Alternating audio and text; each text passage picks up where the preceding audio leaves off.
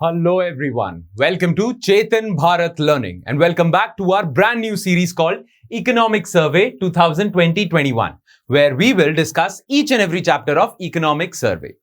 Now the chapter जो हम आज start करने जा रहे हैं वो है Volume 1 का chapter number 5. The name of the chapter is Healthcare Takes Center Stage Finally. Chapter के टाइटल से ही हमें पता चलता है ये चैप्टर बताना चाह रहा है कि देखो कोविड-19 क्राइसिस की वजह से ना अब पॉलिसी मेकर्स के दिमाग में हेल्थ केयर सबसे ज्यादा प्रोमिनेंट हो गया है। पहले जितने भी हमारे पॉलिसी मेकर्स थे या जो भी हमारे पॉलिसी मेकर्स थे वो हेल्थ केयर को इतना ऊपरी दर्जा नहीं देते थे या उनकी जो प्रायोरिटी लिस्ट होती थी ना उसमें हेल्थ केयर इतना ऊपर नहीं होता था। पर कोविड-19 के क्राइसिस ने हमें बता दिया कि जान है तो जहान है। Health care is the most important thing and that is why policy makers have started paying more attention towards health care. They have brought health care back to the top portion in the priority list, right? तो इसीलिए ये कहता है health care take centre stage और फिर exclaim करता है chapter finally कि finally health care centre stage पे आ गया है। पॉलिसी मेकर्स हेल्थ केयर को तवज्जो देने लग गए हैं। तो इसी पे ही डिस्कशन रिवॉल्व करेगी। ये बात करेगा चैप्टर कि इंडिया में हेल्थ केयर क्यों इंपॉर्टेंट है, हमें अपना हेल्थ केयर डिलीवरी सिस्टम कैसे डिजाइन करना चाहिए ताकि लोगों की हेल्थ इंप्रूव हो सके और हम और क्या क्या चीजें सीख सकते हैं, क्या क्या इंप्रूवमेंट्स कर सकते हैं अपने हेल्थ केयर सिस्टम में ताकि हमारे लोगों की हेल्थ इंप्रूव हो सके, इंडिया की सिचुएशन इंप्रूव हो सके। ऑलराइट, तो ये इसी पे ही फोकस चैप्टर होगा। ऑलराइट, तो स्टार्ट करते हैं। जैसा कि हर चैप्टर की स्टार्टिंग में एक कोट है वैसे ही इस चैप्टर की स्टार्टिंग में the quote is by Mahatma Gandhi. Alright, the quote is it is health that is real wealth and not pieces of gold and silver. यानी कि health is more important than wealth, wealth से ज्यादा important health है। ठीक है, अभी पिछले कुछ चैप्टर्स में हम बात करते जा रहे हैं ना कि इकोनॉमिक ग्रोथ की तरफ तवज्जो देना चाहिए, economic growth should be prioritise, leave everything else, focus on growth, right? Growth पे फोकस करो, ग्रोथ पे फोकस करो, यही बोली जा रही है। इनइक्वालिटी छोड़ो, ग्रोथ पे फोकस करो, इकोनॉमिक ग्रोथ के ही फायदे हैं। पिछले कुछ चैप्टर की हमारी डिस्कशन ऐसी ही रही है। पर इकोनॉमिक ग्रोथ का क्या फायदा अगर वो लोगों की हेल्थ नहीं इंप्रूव कर पा रही? हमारे देश का इकोनॉमिकली संपन्न होना, इकोनॉमिकली आगे बढ़ने का क्या फायदा अगर लोगों की हेल्थ खराब होगी, राइट? तो इकोनॉमिक ग्रोथ भी ना मीन्स टू एन एंड है। Economic growth is not an and in itself. Economic growth हमारा ऑब्जेक्टिव नहीं है। इकोनॉमिक ग्रोथ हमारी सीढ़ी है टुवर्ड्स दैट ऑब्जेक्टिव। और वो ऑब्जेक्टिव क्या है? बहुत सारे ऑब्जेक्टिव हैं जिनमें से हेल्थ एक ऑब्जेक्टिव है। ठीक है, तो हेल्थ अचीव करने के लिए आपको इकोनॉमिक ग्रोथ चाहिए, राइट? ऐसा नहीं है कि आप ग्रोथ ही चाहते हो बस, कुछ नहीं, हेल्थ साइड पे कर दो, नहीं। ग्रोथ चाहिए हमें, नो डाउट चाहिए, पर वो चाहिए किस लिए? वो भी हमारा एक अल्टीरियर मोटिव है, हेल्थ। और हेल्थ को प्रायोरिटी पे रखना चाहिए, right? Because health is important than wealth. Alright, तो ये चैप्टर स्टार्ट होता है इंट्रोडक्शन से और इंट्रोडक्शन में क्या क्या बातें करी है इस चैप्टर ने वो देख लेते हैं। Healthcare is an important subject not just for the citizens but also for the economy of a country. ये लाइन बहुत ज्यादा इंपॉर्टेंट है। ये लाइन पता है क्या कहती है? ये लाइन कहती है कि हेल्थ केयर सिर्फ इसलिए जरूरी नहीं है कि लोग हेल्दी होंगे, हेल्थ केयर देश की इकोनॉमी के लिए भी जरूरी है। जनरली हेल्थ केयर इंप्रूव करने के टाइम पे पॉलिसी मेकर्स क्या कहते हैं? पॉलिसी मेकर्स या हमारे पॉलिटिशियंस ये लोग ये बोलते हैं ना कि हमें देश का स्वास्थ्य अच्छा करने की जरूरत है, हेल्थ अच्छा करने की जरूरत है क्योंकि सिटीजन्स का भला होगा। पर सिर्फ सिटीजन्स का भला नहीं होता, देश की अर्थव्यवस्था, that is the economy of your country, वो भी बेटर होती है। हेल्थ का लेना देना बहुत ज्यादा है आपकी इकोनॉमी से। हेल्थ अगर अच्छी नहीं है आपके सिटीजन्स की तो इकोनॉमी भी डामाडोल हो जाएगी। कैसे होगी? ध्यान से देखना। ये according to WHO, World Health Organisation, health affects domestic economic growth directly through labor productivity and the economic burden of illnesses. अगर आपके देश में सिटीजन्स की हेल्थ काफी पुअर है तो लेबर प्रोडक्टिविटी बहुत ज्यादा कम होगी। लेबर प्रोडक्टिविटी का लेना देना तो इकोनॉमी से है। लेबर प्रोडक्टिविटी अच्छे करने से ही इकोनॉमी बढ़ेगी। अगर आपके यहां जितने भी लेबरर्स हैं, जितने भी वर्कर्स हैं, वो बीमार होते रहते हैं, छुट्टी पे जाते रहते हैं, अपने फुल पोटेंशियल पे अपनी सर्विसेज नहीं दे पाते हैं, तो आपकी कंट्री की इकोनॉमिक ग्रोथ हो सकती है? इमेजिन करो आप एक बिजनेस रन कर रहे हो और आपके वहां पे जो भी लोग वर्कर्स हैं वो फुल प्रोडक्टिविटी पे काम नहीं कर पा रहे, तो क्या आपकी कंपनी आगे जा पाएगी? नहीं जा पाएगी। वैसे ही जितने भी हमारे देश में वर्कर्स हैं, अगर वो फुल पोटेंशियल पे अपने काम नहीं कर सकते तो देश की अर्थव्यवस्था या देश की इकोनॉमी भी थोड़ी आगे बढ़ सकती है, राइट? तो लेबर प्रोडक्टिविटी पे इंपैक्ट करता है हेल्थ। तो हेल्थ जरूरी है। क्यों? क्योंकि इससे लेबर प्रोडक्टिविटी इंहांस होती है, और लेबर प्रोडक्टिविटी इंहांस होती है तो इकोनॉमी आगे बढ़ती है। प्लस अगर लोगों पे फाइनेंशियल बर्डन रहेगा बीमारियों का, मान लो मेरी इनकम है, ठीक है, मेरी इनकम है, I earn like around 1 lakh rupees per month, let's suppose I earn 1 lakh rupees per month, पर उसमें से ज्यादातर खर्चा मेरा दवाइयों पे चले जाता है, तो मैं कैसे अच्छा रहूंगा, या मैं कैसे कंजम्पशन डिमांड बढ़ाऊंगा, मैं कैसे और चीजों पे खर्चा कर पाऊंगा? अगर मेरे कंट्री की सारी पॉपुलेशन का ज्यादातर खर्चा दवाइयों पे चले जाता है, हेल्थ पे चले जाता है, तो बाकी चीजों की डिमांड कम नहीं हो जाएगी, क्योंकि पैसा ही नहीं बचता है, राइट? तो इकोनॉमिक ग्रोथ पे बहुत बड़ा सिग्निफिकेंस है, इंपैक्ट है हेल्थ का। इसीलिए जो लोग ये सोचते हैं कि नहीं, जिन लोगों के दिमाग में सिर्फ इकोनॉमी चलती रहती है, ग्रोथ ग्रोथ ग्रोथ ग्रोथ, जिन लोगों के दिमाग में सिर्फ ग्रोथ ही चलती है ना, बाकी कोई चीज नहीं चलती, उन्हें भी हेल्थ की तरफ तवज्जो देनी पड़ेगी, क्योंकि हेल्थ का डायरेक्ट इंपैक्ट है इकोनॉमिक ग्रोथ पे। तो अगर आप बड़े ऐसे एम्पैथी लैक करने वाले इंसान हो ना, कि आपको किसी पे तरस नहीं आता, आप सिर्फ मटेरियल पोजेशंस के बारे में सोचते हो कि पैसा आना चाहिए, बस पैसा आना चाहिए, तो भी आपको हेल्थ पे तवज्जो देनी पड़ेगी, क्योंकि हेल्थ का आपकी मटेरियल पोजेशंस, आपकी ग्रोथ, आपके पैसे पे इंपैक्ट होता है, राइट? इसीलिए health is very important even for our country's policy makers that focus on economy. Clear? चलो, ये WHO की ही 2004 की रिपोर्ट है। Increase in life expectancy from 50 to 70 years can raise economic growth rate by 1.4 percentage points. मतलब अगर आपके देश में लोगों की हेल्थ बेटर होगी तो लाइफ एक्सपेक्टेंसी भी बढ़ जाएगी। लाइफ एक्सपेक्टेंसी मतलब कितने साल आप जियोगे ऑन एवरेज। अगर आपके देश की ऑन एवरेज लाइफ एक्सपेक्टेंसी 50 से 70 ईयर्स हो जाती है ना, तो आपकी GDP will grow automatically bye 1.4%। ठीक है, 1.4% का ग्रोथ बढ़ जाएगा। तो इसीलिए हेल्थ का इंपैक्ट है इकोनॉमी पे। ऑलराइट, चलो, ये WHO की रिपोर्ट थी। बहरहाल और बहुत सारे फीचर्स बताता है ये इंट्रोडक्शन इस चैप्टर का। पर capita public health expenditure. Per capita जब भी वर्ड आ जाता है तो उसका मतलब क्या होता है? पर कैपिटा मतलब पर पर्सन इन योर कंट्री, पर सिटीजन, पर पर्सन, हाँ, पर सिटीजन इन योर कंट्री। मान लो इंडिया की गवर्नमेंट 100 रुपए खर्च कर रही है, टोटल खर्चा कर रही है हेल्थ पे, मतलब गवर्नमेंट टोटल हेल्थ पे खर्चा कर रही है, और आपकी कंट्री में सिर्फ 10 ही लोग हैं, तो पर पर्सन कितना खर्चा होगा? 10 रुपीज। दैट इज पर कैपिटा पब्लिक हेल्थ एक्सपेंडिचर।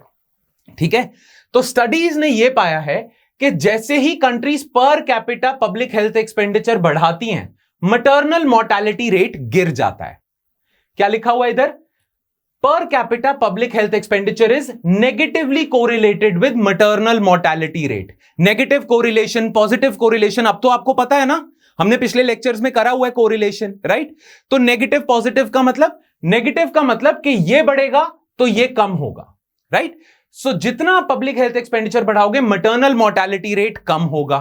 ठीक है, then per capita public health expenditure is positively correlated with life expectancy. इसका मतलब ये बढ़ाओगे तो लाइफ एक्सपेक्टेंसी भी बढ़ेगी, right? And it is negatively correlated with out of pocket expenditure on health care, कि हर इंसान को अपनी जेब से हेल्थ पे कितना खर्चा करना पड़ता है। अगर गवर्नमेंट ही आपकी हेल्थ पे ज्यादा खर्चा करने लग जाएगी तो आपकी जेब से आपकी हेल्थ पे खर्चा कम होगा, राइट? खर्चा तो उतना ही होना है। अगर ज्यादा गवर्नमेंट आपका खर्चा संभाल रही है तो आपकी जेब से खर्चा कम होगा हेल्थ केयर पे, right? So that is why it is negatively correlated. As soon as you increase per capita public health expenditure, out of pocket expenditure of citizens decline. तभी negative correlation है। अच्छा, आउट ऑफ पॉकेट एक्सपेंडिचर कम करना important क्यों है? आपकी जेब से health care पे खर्चा, आपकी जेब से हेल्थ केयर पे जो खर्चा हो रहा है उसे कम करना जरूरी क्यों है? Well, for very simple reason कि अमीर लोगों पे तो इस चीज का कोई इंपैक्ट नहीं होता, पर गरीब लोगों पे होता है। अगर गरीब लोगों की तनख्वाह ज्यादातर हेल्थ पे ही खर्चा करने में लग जाएगी तो वो गरीबी रेखा से नीचे आ जाएंगे, right? Many people slip back into poverty. जो अभी पॉवर्टी से बाहर निकले हैं ना, वो पॉवर्टी में वापस चले जाते हैं। क्यों? क्योंकि out of pocket expenditure on health care उनका ज्यादा है। तो अगर गवर्नमेंट वो खर्चा अपने सिर पे ले लेगी तो people won't slip back into poverty, वो पुअर नहीं रहेंगे और बहुत सारे लोग पॉवर्टी से बाहर आ सकते हैं, right? Out of pocket expenditure for health increases the risk of vulnerable group slipping back into poverty, जो वल्नरेबल हैं पुअर होने में, पॉवर्टी में जाने के, right? WHO, World Health Organization data shows that at low levels of public health expenditure, अगर आपकी country का public health expenditure is less than 3% of your GDP, out of pocket expenditure drop significantly with increase in public health expenditure. अगर मान लो एक country है जैसे Norway, Sweden है, उनका ऑलरेडी पब्लिक हेल्थ एक्सपेंडिचर बहुत ज्यादा है, तो वो अगर इंक्रीज करेंगे तो इतना चेंज नहीं आएगा आउट ऑफ पॉकेट एक्सपेंडिचर में। पर ये जो वो कंट्रीज हैं जो बहुत कम खर्चा करती हैं हेल्थ पे, जैसे इंडिया जैसी कंट्रीज स्पेंड, गवर्नमेंट, इंडिया की कंट्री की government spends less than 3% of their GDP on health care, right? ये कंट्रीज जब हेल्थ एक्सपेंडिचर बढ़ाती है ना, तो out of pocket expenditure significantly drop होता है, लो बेस इफेक्ट कह लो, राइट? तो इंडिया जैसी कंट्रीज जब थोड़ा भी पब्लिक हेल्थ एक्सपेंडिचर बढ़ाएंगी, out of pocket expenditure drastically कम होगा। इसीलिए कहा जाता है, data shows that if India increases its public health expenditure to 3% of GDP, अगर हम अपना गवर्नमेंट हमारी हेल्थ एक्सपेंडिचर 3% ऑफ जीडीपी के बराबर भी कर लेना, तो out of pocket expenditure will drop from 60% to 30%, half हो जाएगा आउट ऑफ पॉकेट एक्सपेंडिचर लोगों का, अगर इंडिया थोड़ा सा हेल्थ एक्सपेंडिचर बढ़ा ले, 3% ऑफ इट्स जीडीपी कर ले। ऑलराइट, अब हम आ जाते हैं हेल्थ केयर सिस्टम डिजाइन पे, कि कैसे इंडिया का हेल्थ केयर सिस्टम डिजाइन किया जा सके ताकि वो ज्यादा से ज्यादा लोगों को सर्व करे और बेटर क्वालिटी की हेल्थ केयर सर्विस प्रोवाइड करे, राइट? नाउ जनरली ये माना जाता है कि कोई भी सिस्टम हो ना, अगर आप उसे मार्केट के हाथों में सौंप देते हो ना, तो वो बेस्ट डिजाइन होता है। यानी कि कोई भी सर्विस डिलीवरी या गुड्स डिलीवरी का सिस्टम हो, उसमें अगर आप मार्केट के हाथ में छोड़ दो तो वो सिस्टम सबको अच्छे से सर्व करता है, सारे खुश होते हैं उससे। मार्केट डिसाइड्स बेस्ट, मार्केट हर चीज को बेस्ट हैंडल करती है, ये ऐसा माना जाता है। अब हेल्थ केयर सिस्टम के लिए भी यही माना जाता था कि हेल्थ केयर सर्विसेज जो प्रोवाइड की जाती है ना, अगर आप मार्केट के हाथों में ही छोड़ दो ना, कोई खास गवर्नमेंट की रेगुलेशन ना हो, गवर्नमेंट ज्यादा इंटरफेयर ना करे, मार्केट ही डिसाइड करे, अगर मार्केट के हाथों में ही आपने छोड़ दिया तो हेल्थ केयर सिस्टम बहुत अच्छा काम करेगा, बहुत सारे लोगों के लिए काम करेगा। अब ऐसा क्यों कहते हैं और ऐसा क्यों कहना गलत है, वो देख लेते हैं। नाउ पहले तो मैं आपको यह समझा देता हूं कि मार्केट की इतनी तरफदारी क्यों करी जा रही है, कि मार्केट डिसाइड्स बेस्ट, मार्केट के हाथों में छोड़ दो, हर सिस्टम बेटर होगा। नाउ हर कोई भी गुड्स और डिलीवरी, गुड्स या सर्विस हम डिलीवर वगैरह करते हैं, राइट? कोई भी सिस्टम है, चाहे हेल्थ केयर सर्विसेज हो, फाइनेंशियल सर्विसेज हो, कोई और टाइप के गुड्स हो, एफएमसीजी गुड हो, कैपिटल गुड्स हो, कोई भी सिस्टम है ना, वहां पे इकोनॉमिस्ट मानते हैं मार्केट के हाथों में छोड़ देना चाहिए। क्यों? देखो, हर इकोनॉमी में ना, हर कोई भी ट्रांजैक्शन होती है लोगों के बीच में अगर, तो उसमें एक होता है प्रोड्यूसर। कोई भी चीज आपको प्रोवाइड की जाती है, किसी ने तो प्रोड्यूस की होगी, ठीक है? प्रोड्यूसर या हम कह देते हैं सर्विस प्रोवाइडर, है ना? गुड्स के केसेस में प्रोड्यूसर है और सर्विसेज के केस में सर्विस प्रोवाइडर है, ठीक है? और दूसरा आपका होता है कंज्यूमर, जो कस्टमर होता है आपका। ये दो मेन एजेंट्स होते हैं, राइट? एक होता है प्रोड्यूसर जो सर्विसेज बना रहा है, सर्विस प्रोवाइडर, एक कंज्यूमर होता है, ठीक है ना? कंज्यूमर को क्या चाहिए? कंज्यूमर को चाहिए एक तो क्वालिटी अच्छी हो, जो भी वो गुड खरीद रहा है उसकी क्वालिटी अच्छी हो, जो भी वो सर्विस ले रहा है, चाहे हेल्थ केयर सर्विस हो, उसकी क्वालिटी अच्छी हो, और दूसरा उसे चाहिए कि प्राइस कम हो, किफायती हो, प्राइस कम से कम हो, प्राइस बेटर देना चाहता है वो, राइट? और प्रोड्यूसर को क्या चाहिए? सर्विस प्रोवाइडर को क्या चाहिए? सर्विस प्रोवाइडर को कुछ नहीं चाहिए। सर्विस प्रोवाइडर को मेन क्या चीज चाहिए कि एक उसकी जो क्वालिटी वो जितनी प्रोवाइड कर रहा है उसको प्राइस अच्छा मिले, उसको पैसे ज्यादा मिले। ये पैसे कमाने के लिए ही तो आए हैं। तो ये लोग कहते हैं कि अगर हम हाई क्वालिटी सर्विस प्रोवाइड कर रहे हैं तो हमें अच्छा प्राइस मिलना चाहिए। और दूसरी चीज ये क्या चाहते हैं कि इनकी सर्विस की मार्केट में डिमांड हो, राइट? दोनों लोग ये चाहते हैं। अब हम कैसा ऐसा सिस्टम डिजाइन करें कि दोनों की डिमांड्स पूरी हो जाए, राइट? कहा यह जाता है कि कोई सिस्टम डिजाइन करने की जरूरत नहीं है, मार्केट के हाथों में छोड़ दो। मार्केट चलती है डिमांड सप्लाई से। अगर ये service provider high quality service provide कर रहा है, ये मान लो हेल्थ केयर के केस में ले लेते हैं, अगर ये hospital health care service provider high quality health care service provide कर रहा है तो इसकी सर्विस लेने के लिए ज्यादा लोग होंगे, राइट, क्योंकि ये हाई क्वालिटी दे रहा है, राइट, क्योंकि इसकी सर्विस लेने के लिए ज्यादा से ज्यादा लोग होंगे, हाई क्वालिटी क्योंकि प्रोवाइड कर रहा है, ज्यादा से ज्यादा लोग होंगे, तो हम जानते हैं किसी चीज की अगर डिमांड बढ़ती है तो उसका प्राइस भी बढ़ जाता है, राइट, क्योंकि ये हाई क्वालिटी सर्विस प्रोवाइड कर रहा है तो इसकी सर्विस की डिमांड भी ज्यादा है, क्योंकि क्वालिटी अच्छी दे रहा है ना, ये सारे लोग आएंगे इसके पास, राइट, और क्योंकि डिमांड ज्यादा है इसकी सर्विस की तो प्राइस भी बढ़ जाता है, इसे प्राइस भी अच्छा मिल रहा है। इसे अगर प्राइस अच्छा मिलेगा, इसकी डिमांड पूरी होगी तो ये और नए हॉस्पिटल्स भी खोलने की सोचेगा या और प्रोड्यूसिंग यूनिट्स बनाने की सोचेगा। मान लो हेल्थ केयर सिस्टम ही है, अगर इसे पैसा अच्छा कमा रहा है, ये इसकी डिमांड भी, इसकी सर्विस की, पैसा भी अच्छा कमा रहा है, तो ये और हॉस्पिटल्स वगैरह खोलेगा और यूनिट्स खोलेगा, राइट, तो इसका तो फायदा हो जाता है मार्केट से। अच्छा, अगर कंज्यूमर का कैसे फायदा होता है? कंज्यूमर को एक तो हाई क्वालिटी सर्विस मिल रही है, राइट, और अगर हाई क्वालिटी सर्विस नहीं मिल रही है उसे, जो लोग अच्छी क्वालिटी सर्विस नहीं प्रोवाइड कर पा रहे, उन्हें अपना प्राइस कम करना पड़ेगा। Make sense? ध्यान से सोचना, जो ये इंसान हाई क्वालिटी सर्विस प्रोवाइड कर रहा है, इसकी डिमांड हो रही है, इसको अच्छा प्राइस मिल रहा है। जो service provider high quality service नहीं प्रोवाइड कर पा रहे, उनके पास डिमांड कम है, उनको कम प्राइस रखना पड़ेगा लोगों को अट्रैक्ट करने के लिए। तो कोई अगर गरीब इंसान है, उसको भी हेल्थ केयर सर्विस मिल जाएगी, उसका भी प्राइस पूरा हो जाएगा, राइट। तो मार्केट है ना, मार्केट सबकी सिचुएशन को सॉल्व कर रही है, सबकी प्रॉब्लम्स को सॉल्व कर रही है। मार्केट एक विन विन सिचुएशन क्रिएट कर देती है। इसीलिए कहा जाता है कि किसी भी प्रोडक्ट की डिलीवरी या किसी भी सर्विसेज की ट्रांजैक्शन, सर्विसेज की डिलीवरी अगर मार्केट के हाथों में छोड़ दो आप, तो विन विन सिचुएशन है, प्रोड्यूसर भी खुश, कंज्यूमर भी खुश, राइट, मेक सेंस। पर कई एरियाज में मार्केट अच्छे से नहीं काम करती और हेल्थ केयर सिस्टम एक ऐसा सिस्टम है। हेल्थ केयर सिस्टम में, हेल्थ केयर जो हमारा कंट्री का हेल्थ केयर सिस्टम है या किसी भी कंट्री का जो हेल्थ केयर सिस्टम है, वहां मार्केट अच्छे से काम नहीं करती। वहां ना प्रोड्यूसर खुश है ना कंज्यूमर खुश है। इंडिया के हेल्थ केयर सिस्टम की बात कर ले तो ना लोग खुश हैं हमारे कंट्री के हेल्थ केयर सिस्टम से, और ना डॉक्टर्स वगैरह खुश हैं, ना प्रोड्यूसर खुश हैं हेल्थ केयर सिस्टम से। इसे हम कहते हैं मार्केट फेलियर। तो हेल्थ केयर एक ऐसा सेक्टर है जब मार्केट फेलियर ही है। अगर आप मार्केट के हाथ में सारा कुछ छोड़ दो तो मार्केट फेलियर है। इसीलिए हमारे हेल्थ केयर सिस्टम को हमें ऐसा डिजाइन करना पड़ेगा ताकि विन विन सिचुएशन दोबारा आ सके। यहां पे हम कंप्लीटली मार्केट के हाथों में नहीं सौंप सकते सब कुछ, हमें कुछ चेंजेस करने पड़ेंगे। अगर हम नहीं करते तो मार्केट फेलियर ही होगा। क्लियर? यहां पे गवर्नमेंट को भी इंटरवीन करना पड़ेगा और रेगुलेटर्स को भी इंटरवीन करना पड़ेगा।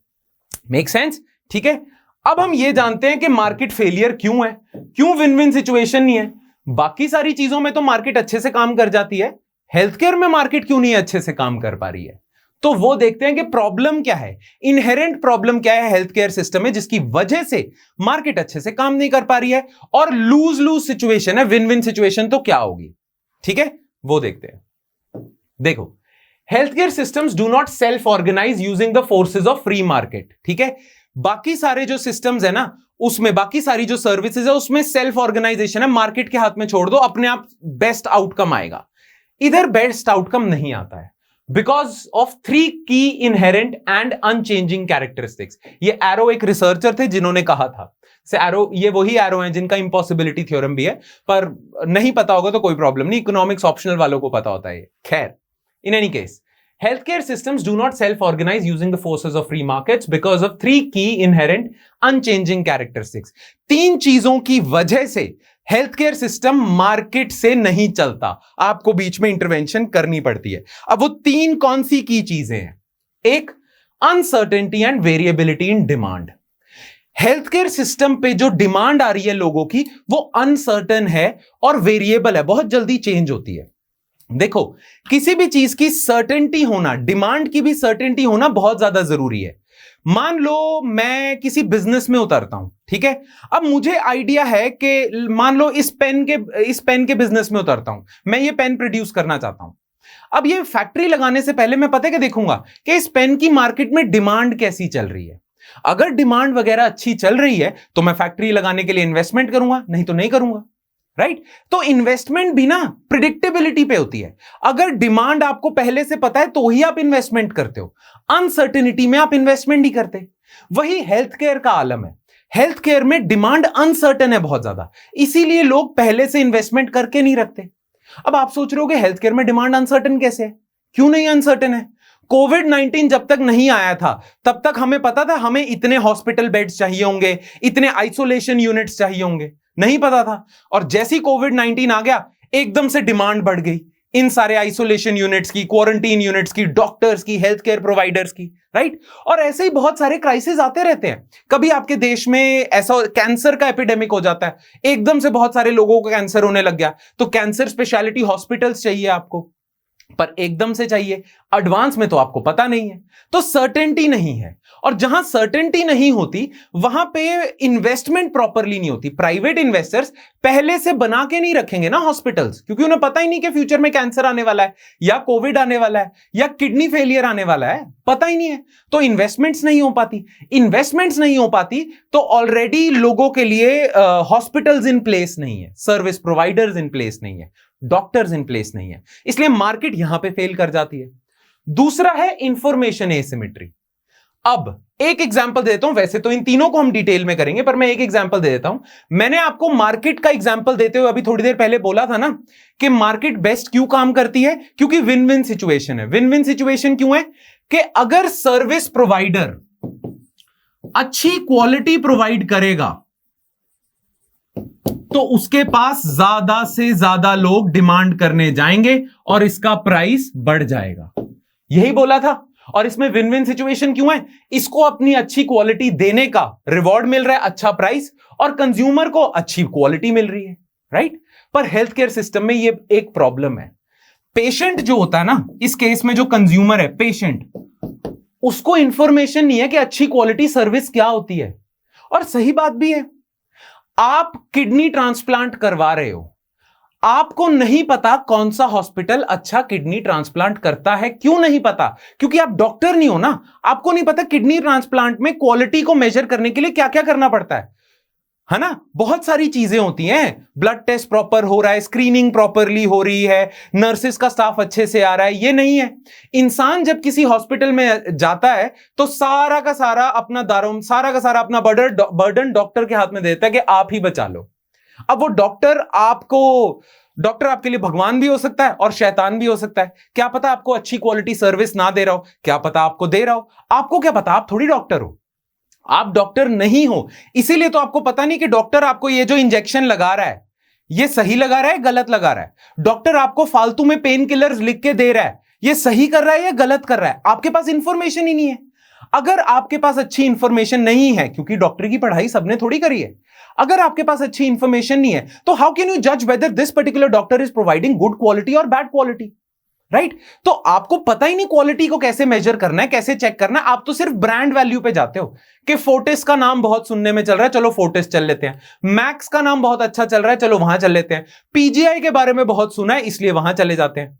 भाई नाम होगा उनका, पर जरूरी थोड़ी है कि आप जब वहां पे जा रहे हो तो वो आपको अच्छी सर्विस प्रोवाइड कर रहे हैं। तो इंफॉर्मेशन एसिमेट्री है। पेशेंट्स के पास प्रॉपर इंफॉर्मेशन नहीं है, प्रॉपर इंफॉर्मेशन नहीं है तो उन्हें नहीं पता क्वालिटी कौन बेटर प्रोवाइड कर रहा है। इसी वजह से क्या होता है, इसी वजह से अगर इन्हें ही नहीं पता, पेशेंट्स को नहीं पता ये बेटर क्वालिटी प्रोवाइड करेंगे, तो मार्केट कहां से काम करेगी? मार्केट तो तभी काम कर रही थी ना कि क्वालिटी की इंफॉर्मेशन होगी तो ही हाई क्वालिटी वालों को ज्यादा रिवॉर्ड मिलेगा। पर हेल्थ केयर में क्या हो रहा है? हेल्थ केयर में पता क्या हो रहा है? हेल्थ केयर में जो बुरी क्वालिटी भी प्रोवाइड करता है ना, उसको भी रिवॉर्ड मिल रहा है, उसको वो भी अच्छा प्राइस चार्ज कर देता है। कितनी कहानियां हमने सुनी है कि प्राइवेट कोई हॉस्पिटल था, उसने 3 दिन एक मरे हुए इंसान को वेंटिलेटर पे रखा ताकि वो ज्यादा पैसा ले सके। प्राइवेट हेल्थ केयर भी आपके देश में कोई बेटर हेल्थ सर्विसेज नहीं प्रोवाइड कर रही है, हम सब जानते हैं, राइट? हम सब जानते हैं कि प्राइवेट हेल्थ केयर सर्विसेज और गवर्नमेंट हेल्थ केयर सर्विसेज में ज्यादा फर्क नहीं है। प्राइवेट वाले कोई आपको बेटर सर्विसेज नहीं दे रहे, फिर भी प्राइवेट वाले गवर्नमेंट के मुकाबले कितना ज्यादा पैसा चार्ज कर रहे हैं। बुरी क्वालिटी देने के बाद भी प्राइस अच्छा चार्ज कर रहे हैं। तो क्या ये विन विन सिचुएशन है? क्या ये मार्केट सक्सेसफुल हुई या फेल हो गई? इधर फेल हो गई, डेफिनेटली फेल हो गई। क्यों फेल हुई? क्योंकि इंफॉर्मेशन एसिमेट्री है। Make sense? ठीक है। और लास्ट इज हाइपरबोलिक टेंडेंसीज। अब हाइपरबोलिक टेंडेंसीज क्या होता है अभी थोड़ी देर में बात करते हैं उसके बारे में, ठीक है। पहले ये दोनों डिटेल में कर लेते हैं क्लियर, फिर हाइपरबोलिक टेंडेंसीज के बारे में भी बात करेंगे। Therefore, given these inherent characteristics that cause significant market failures, healthcare needs a careful system design. क्योंकि healthcare को आप मार्केट के हाथों में नहीं सौंप सकते because of these three reasons, ठीक है, इसीलिए आपको प्रॉपरली डिजाइन करना पड़ेगा। क्लियर? अब ये तीन प्रॉब्लम्स को एक एक करके देख लेते हैं। Uncertainty and variability in demand, ये तो हम अच्छे से डिस्कस कर ही चुके हैं, ठीक है। ये वही सारी बात है कि डिमांड की प्रिडिक्टेबिलिटी नहीं है, पता ही नहीं आपको प्रिडिक्टेबल है सिस्टम या नहीं है, इसीलिए आप इन एडवांस इन्वेस्टमेंट्स नहीं कर सकते। और जब क्राइसिस आएगा तब आपके पास इनएडिक्वेट इंफ्रास्ट्रक्चर होएगा, तो यहां मार्केट ने आपको फेल कर दिया। मार्केट अच्छे से काम करती है अगर डिमांड में प्रिडिक्टेबिलिटी होती है। अगर आपको पता होता कि इस पर्टिकुलर गुड या सर्विस की इतनी डिमांड है तो आप एडिक्वेट इंफ्रास्ट्रक्चर बना देते, पर आप नहीं बना पा रहे। एडिक्वेट इंफ्रास्ट्रक्चर बनाने के लिए इन्वेस्टमेंट ही चाहिए ना, आप नहीं कर रहे क्योंकि डिमांड के बारे में कुछ पता ही नहीं है। Make sense? तो ये तो हो गया। थोड़ा इंफॉर्मेशन एसिमेट्री के बारे में डिटेल में जान लेते हैं, क्योंकि यहां पे हेल्थ इंश्योरेंस के बारे में भी जानेंगे। ऑलराइट, एक एक करके पढ़ते हैं कि इकोनॉमिक सर्वे में क्या लिखा है। In health care markets buyers of information यानी कि पेशेंट्स, वही इंफॉर्मेशन ले रहे हैं ना, rarely know the value of information until after it is purchased and sometimes never at all. या तो आपके साथ हॉस्पिटल वाले कुछ ऐसा गलत काम कर दे तब आपको पता चलता है कि कितनी गंदी सर्विस दी है इस हॉस्पिटल ने, पर तब तक बहुत देर हो चुकी होती है, या आपको पता ही नहीं चलता है। राइट? मान लो आपने सर्जरी करवानी है, कैंसर ट्रीटमेंट करवाना है। अब कैंसर ट्रीटमेंट हाई क्वालिटी का अगर आपको करना है ना, तो कुछ 10 स्टेप्स लेने पड़ेंगे हॉस्पिटल्स को। मैं एग्जांपल ले रहा हूं। लेट्स सपोज अच्छा कैंसर ट्रीटमेंट वही होता है जिसमें ये 10 स्टेप्स लिए जाते हैं, जैसे कि आपकी प्रॉपर स्क्रीनिंग हो रही है, आपके प्रॉपर ब्लड टाइम पे चढ़ाया जा रहा है, नर्सिंग स्टाफ हर घंटे आके आपको चेक करता है, आपका प्रॉपर मॉनिटरिंग हो रही है, आपके हर 3 घंटे में एक्सरे लिए जा रहे हैं। राइट? प्रॉपर दवाइयां दी जा रही हैं, हाई ब्रांड की दवाइयां दी जा रही हैं। ऐसे ऐसे करते करते बहुत सारे स्टेप्स हैं, ठीक है। पर अगर किसी हॉस्पिटल ने सोच लिया कि मैंने तो बस काम ही चलाना है, तो वो 3 स्टेप्स में भी काम चला लेता है। वो ये सोचता है कि देखो 100 में से एक इंसान के साथ बहुत बुरा हो जाएगा, पर 99 लोगों का तो इन 3 स्टेप्स में भी काम चल जाएगा। रिस्क है, पर कॉस्ट भी तो कितनी सेव हो रही है। आपसे वो पैसा चार्ज कर लेंगे पूरे 10 के 10 स्टेप्स का, प्राइवेट हॉस्पिटल्स भी, पर आपको प्रोवाइड करेंगे ये 3 या 4 स्टेप्स, ठीक है। 3 या 4 स्टेप्स देंगे, क्योंकि आपको पता ही नहीं कितने स्टेप्स होते हैं कैंसर ट्रीटमेंट में, आपको इतनी नॉलेज थोड़ी है। और गरीब इंसान को तो ज्यादा नॉलेज होती नहीं, वो तो डॉक्टर के हाथ में अपनी जिंदगी सौंप देता है। राइट? तो ये 3 स्टेप्स आप लेके आ जाते हो। अगर 100, 150, 200 पेशेंट्स में से एक इंसान के साथ बुरी हो जाती है बिकॉज पूरी प्रिकॉशंस नहीं ली थी, पूरे 10 स्टेप्स नहीं लिए थे, तो उसको हैंडल कर लेंगे। पर पैसा कितना बचा रहे हैं hospitals? Right? This is because of information asymmetry. For example, it is difficult to estimate the quality of surgery. Surgery कैसी क्वालिटी की हो रही है नहीं पता है। आपका साइकाइट्रिस्ट आपको ठीक गाइडेंस दे रहा है या नहीं दे रहा है, ये कैसे जज करोगे? Preventive health care etcetera for the patients, ठीक है। Patients have to rely on the reputation, brand name पे जाते हो आप, ठीक है। Therefore, this makes it difficult for the consumer to determine the utility function. Utility function मतलब economics में ना प्राइस यूटिलिटी फंक्शन के बेसिस पे डिटरमिन होता है। अगर आपको लगता है कि किसी चीज की आपको ज्यादा यूटिलिटी मिल रही है, ज्यादा फायदा हो रहा है, तभी आप उस चीज का ज्यादा प्राइस देने को तैयार होते हो। राइट? ये माइक्रो इकोनॉमिक्स का एक उसूल है कि लोग किसी चीज के लिए ज्यादा प्राइस देने को तभी तैयार होते हैं अगर उन्हें लगता है कि इस चीज की हमें ज्यादा यूटिलिटी होगी, ज्यादा फायदा होगा। पर हेल्थ केयर के केस में आप बता ही नहीं सकते यूटिलिटी क्या है इस चीज की। आप बता ही नहीं सकते कि मुझे ये जो सर्विस मिल रही है, ये जो मुझे क्वालिटी ऑफ सर्विस मिल रही है, ये अच्छी क्वालिटी मिल रही है, बुरी क्वालिटी मिल रही है। इसीलिए आप ब्रांड नेम के उस पे चले जाते हो, और आपको चाहे घटिया सर्जरी दे रहे हो, वो घटिया सर्जरी, फिर भी प्राइवेट हेल्थ केयर है, ब्रांड नेम ज्यादा है, पैसे ज्यादा ले लेंगे, आपको पता ही नहीं।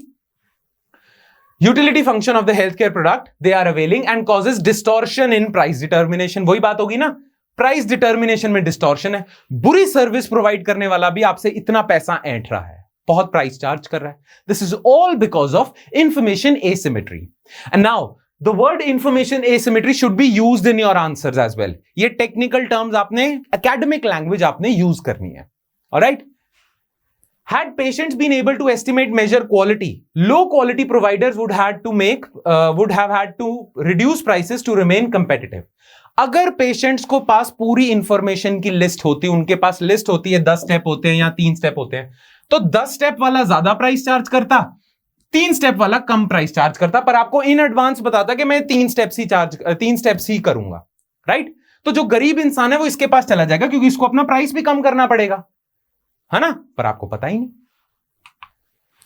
There are various factors that enhance the conflict of interest between patient and healthcare provider. और बहुत सारी चीजें हैं जो मार्केट को काम करने ही नहीं देती. डॉक्टर्स और पेशेंट्स के बीच में कॉन्फ्लिक्ट ऑफ इंटरेस्ट है. कॉन्फ्लिक्ट ऑफ इंटरेस्ट का मतलब वो जीरो सम गेम है. डॉक्टर का फायदा, पेशेंट का नुकसान, पेशेंट का फायदा, डॉक्टर का नुकसान. ये कॉन्फ्लिक्ट ऑफ इंटरेस्ट है. अब कॉन्फ्लिक्ट ऑफ इंटरेस्ट कैसे पैदा हो रहा है?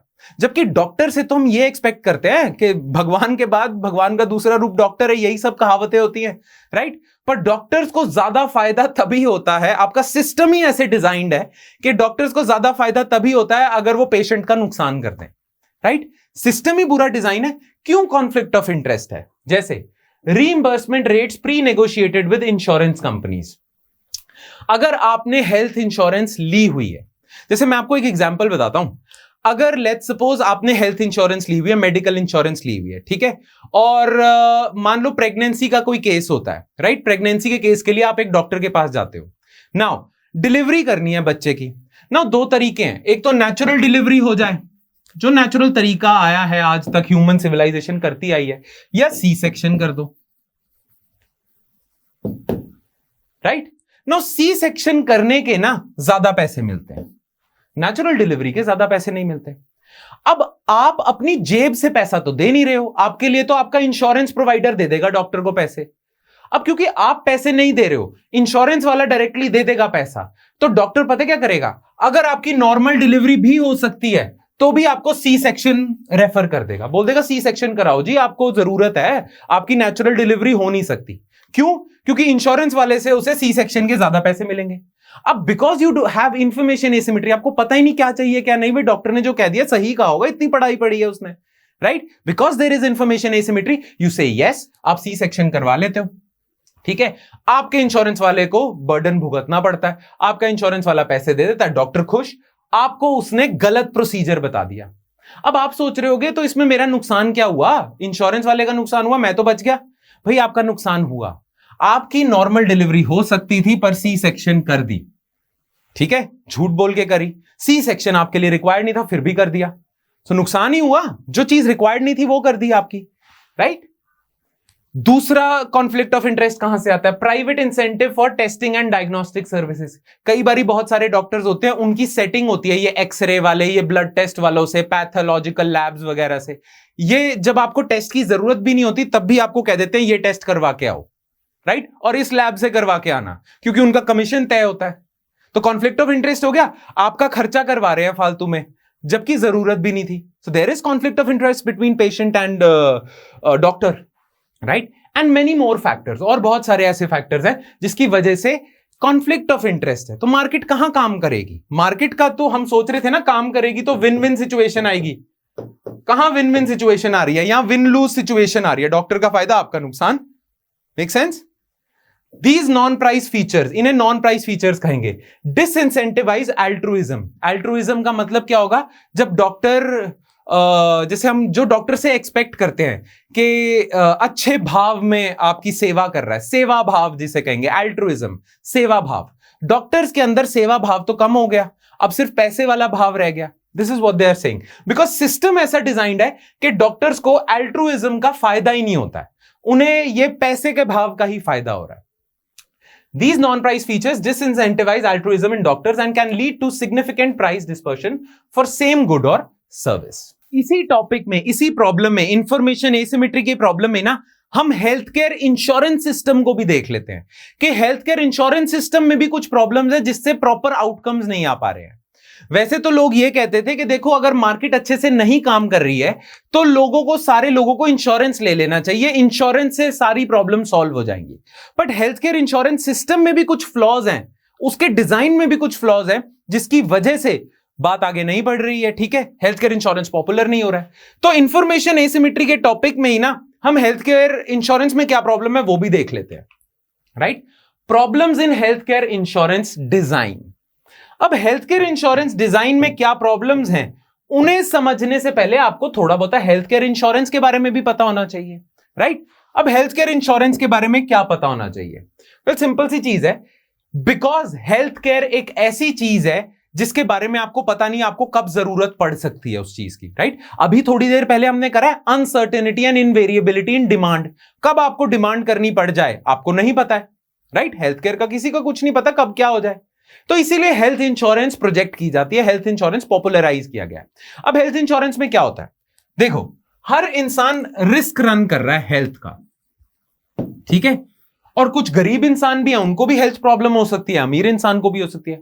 अब बहुत अमीर इंसान है वो तो हैंडल कर लेगा, पर मिडिल क्लास और गरीब इंसान बहुत बड़ी हेल्थ प्रॉब्लम्स नहीं हैंडल कर सकते, राइट। तो उनके लिए आपने ना एक मैकेनिज्म बनाया हुआ है। आपने क्या करा हुआ है कि क्यों ना सारे लोग, जितने भी लोग हैं वो ना अपना रिस्क पूल कर लें। बहुत सारे लोग अपने हेल्थ के रिस्क को, हेल्थ की वजह से, हेल्थ खराब होने की वजह से जो आपको पैसे का नुकसान होता है उस रिस्क को पूल कर लें। अब वो रिस्क को कैसे पूल करोगे आप? सारे लोग हर साल कुछ पैसा पे करते जाना इन हेल्थ इंश्योरेंस कंपनीज को।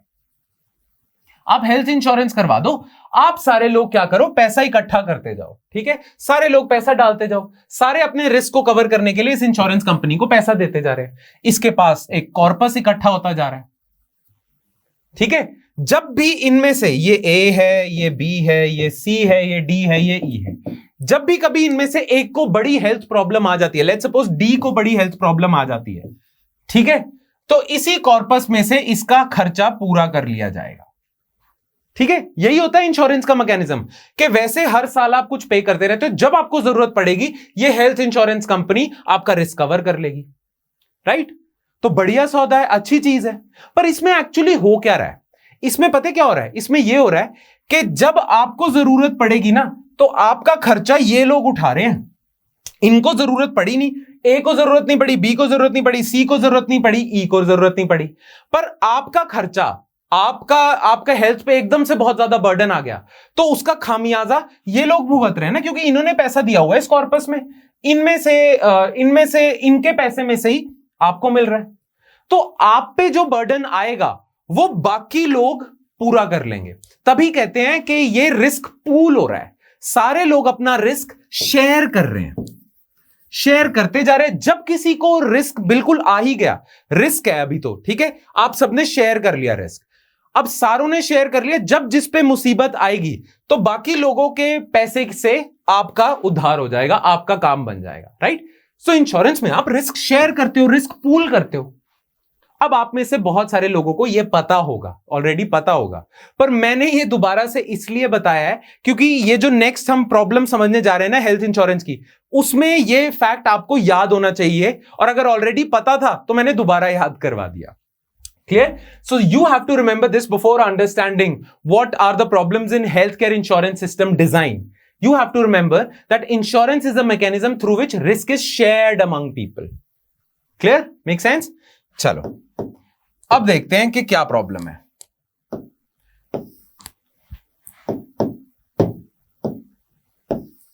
सबसे पहले तो आपको ये दो वर्ड्स के बारे में पता होना चाहिए, एक्स एंटे या एक्स पोस्ट, ठीक है।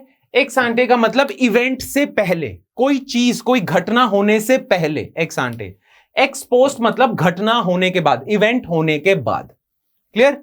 Now health care insurance system के डिजाइन में एक्स आंटे एक मॉरल हैजर्ड है, एक एक्स पोस्ट मॉरल हैजर्ड है, ठीक है। अब वो मॉरल हैजर्ड क्या है? मॉरल हैजर्ड ये है, एक्स आंटे बात करते हैं पहले, हेल्थ प्रॉब्लम आने से पहले क्या है।